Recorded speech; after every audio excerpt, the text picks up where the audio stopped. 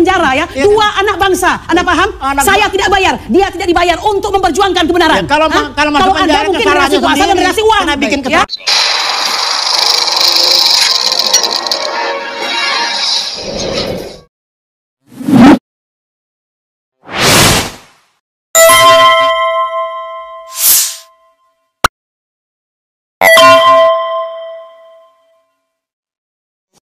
Assalamualaikum warahmatullahi wabarakatuh. Tuntutlah ilmu dari ayunan sampai ke liang lahat. Dan masuk akalkah sama kita? Disuruh membaca teks, padahal dia adalah buta huruf, di sebuah gua yang bernama Gua Hira. Iqra bismi rabbikal ladzi. Apa artinya, apa hikmahnya dari surat yang pertama diturunkan dalam Al-Quran tersebut? Bahwa bukan hanya teks yang kita baca, bahwa bukan buku saja yang kita baca adalah alam. Minangkabau mengatakan, alam tak kambang dijadikan guru. Artinya kita belajar dari seluruh kejadian, dari seluruh peristiwa yang terjadi sehari-hari, ambil hikmahnya untuk dijadikan pedoman hidup. Bukankah Al-Quran itu pedoman hidup kita sebagai muslim? Pelajaran yang bisa kita petik dari talk show yang akan saya tampilkan kepada kawan-kawan ini adalah, kalau kita membela kebenaran, niscaya kita tidak akan dipermalukan.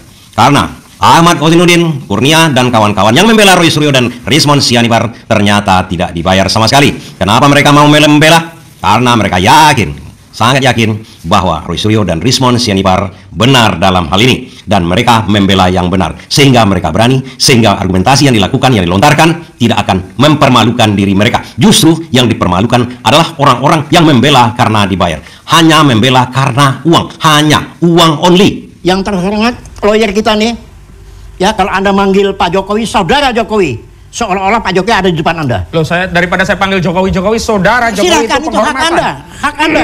Dan saya memanggil saudara Norman itu biasa saja. Iya, benar, sama saudara Elvira, tapi saudara Rifai, Anda sebagai saudara Jokowi, apa masalahnya? Sebagai apa harus saya panggil Sinuwun engkang ngarso dalam Jokowi Dodo?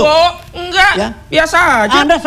Pelajarannya adalah, kalau kita membela kebenaran, nampak sekali Ahmad Kozinuddin ini cara berpikirnya lempeng, cara bicaranya lempeng. Berbeda dengan lawan bicaranya yang seperti gagap, tak tahu malu. Karena di kepalanya susah dia mencari argumentasi untuk membela yang di bagian sana. Karena dia sendiri pun tidak merasa yakin bahwa yang belanya adalah kebenaran. Dianggap fitnah, pencemaran, dijadikan terlapor, tapi dia tidak mau mengakui bahwa dia yang melaporkan. Lalu kita anak bangsa diadu domba dengan polisi, seolah-olah yang menetapkan terlapor adalah polisi, padahal institusi kepolisian tidak berwenang. Harusnya jelas, limitatif. Ini deliknya delik spesial, delik aduan. Kalau delik umum kita melaporkan, ada apa Pak? Ada pencurian. Siapa pencurinya Pak? Ya saya nggak tahu, karena itu saya tanya sama Anda. Tapi ini delik fitnah, jelas orangnya. Siapa yang memfitnah? Begitu. Saya tanya sama Anda. Ya. Ini pelajaran berikutnya, kalau tidak merasa yakin yang kita bela adalah sebuah kebenaran, hati-hati, bisa berbalik kepada kita bahwa menegakkan benang basah itu bisa-bisa juga dipidana nantinya. Dia bilang semuanya akan masuk dan sebagainya. Dia lupa, jika dalam persidangan tidak terbukti, maka pelapor yang masuk. Jangan lupa, ini kan belum sidang. Kalau kita bisa membuktikan bahwa memang ijazah Jokowi itu tidak asli, bahkan yang masuk pelapor termasuk. Artinya hati-hati, walaupun kita butuh uang. Tapi kalau kita membela maling, membela pembohong, membela penipu, logikanya memang harus dimasukkan ke penjara. Kalau Anda terus mengatakan nanti akan jadi tersangka, nanti Anda akan jadi narapidana seperti Sylvester Stallone di salah satu ini ya, Sylvester Matutina, Stallone lagi saya sebutnya. Kita dikit banyak yang ngerti ya, jangan seperti itu ya, Bapak ya. Anda bicara tentang negara hukum. Kalau Anda bicara tentang negara hukum, Anda harus hati-hati. Setiap kata, setiap diksi itu bermakna ya. Bahkan ada pidana di dalamnya.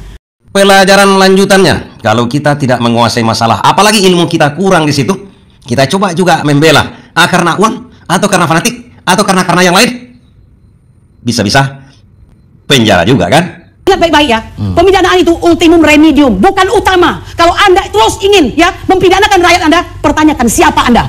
Jangan, orkestrasi yang kami rasakan beberapa minggu ini akan terjadi tersangka, akan jadi narapidana. Jangan seperti itu Anda ya.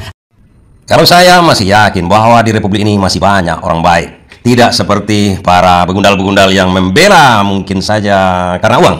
Mungkin ya, mungkin mengapa kami lakukan setiap step by step. Ada ketidakpercayaan kepada setiap step by step hukum itu. Kenapa? Teori hegemoni. Ada dominasi, ya kekuasaan dari seseorang yang bisa mempengaruhi semuanya. Ya, Anda pahami itu? Anda harus bersyukur masih ada anak bangsa yang peduli kepada bangsa ini. Dan saya peduli. Peduli apaan, Saya Bunda? peduli. Kalian tidak peduli. Mungkin kau peduli Bunda uang. peduli apaan? Ya kau peduli uang barangkali. Kalau saya peduli negara ini. Pelajaran berikutnya, masyarakat bisa melihat bahwa ada juga orang-orang yang ikut ingin populer dengan cara jahat, dengan cara jelek, dengan cara menjilat. Laporan mereka ini nggak bernilai kok laporan mereka ini kalau nggak ada laporan saudara Joko Widodo. Ini kan laporan numpang lewat saja. Kalau nggak ada laporan saudara JK, nggak diterima ini perkara semuanya. Nah, lalu muncul orang-orang yang nggak ada urusannya dengan perkara ini, pakai 160 tentang penghasutan, pasal menyebar kebencian dan perusahaan kepada individu dan kelompok masyarakat berdasarkan suku, agama, ras, etnis dan antar golongan, pakai 28 ayat 2. Lalu tambah lagi pasal 28 ayat 3 apa? Mengedarkan kebohongan. Di mana-mana dikatakan ada laporan dari Peradi Bersatu. Begitu kami dapat FPDP, mana sih pelapor Peradi Bersatu? Kagak ada. Berarti kan Peradi Bersatu yang mengedarkan kebohongan di tengah masyarakat, yang menyatakan melaporkan klien kami, tetapi tidak ada dalam berkas perkara. Peristiwa Gua Hira mengajari kita untuk membaca situasi dan untuk membaca pengalaman. Pengalaman yang sudah mengatakan kepada kita, kalau kita tidak yakin yang kita bela itu adalah kebenaran, siap-siap dipermalukan, bahkan mungkin saja dipidana nantinya. Dan yang lebih berat lagi, kalau hukuman Tuhan datang kepada kita. Dan itu bisa terjadi di dunia maupun di akhirat, kecuali Anda tidak percaya kepada Al-Quran. Terima kasih.